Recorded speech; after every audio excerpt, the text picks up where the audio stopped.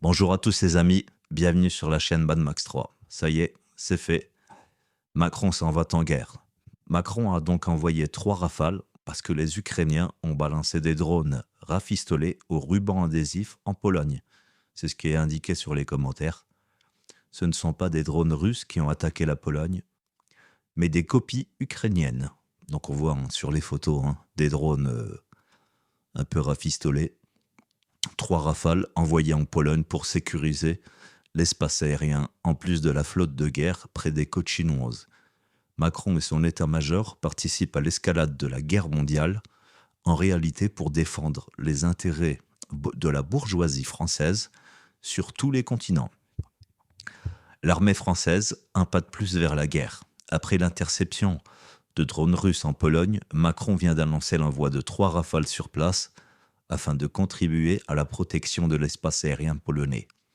En plus de sa flotte de guerre qui navigue près des côtes chinoises, en plus de son armée qui est intervenue tant de fois en Afrique, puis en effet expulsée, l'impérialisme français envoie son aviation patrouiller en Europe orientale.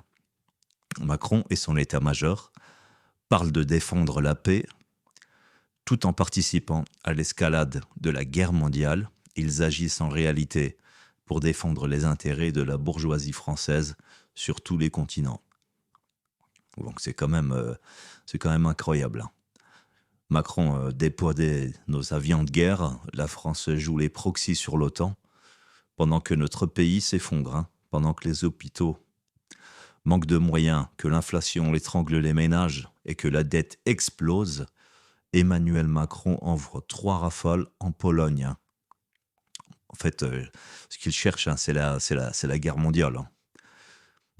Macron annonce le déploiement de 3 chasseurs Rafale pour renforcer la protection de l'espace aérien polonais et du flanc est de l'Europe avec l'OTAN. Il affirme que la sécurité européenne est une priorité et que la France ne cédera pas aux intimidations. Je vous laisse imaginer le pire. Je vous assure que là, avec monsieur Lecornu, il a trouvé son allié idéal. C'est quand même incroyable.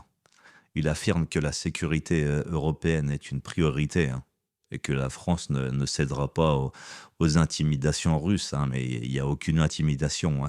Au fait, tout ça, c'est une jolie mascarade avec le président Zelensky.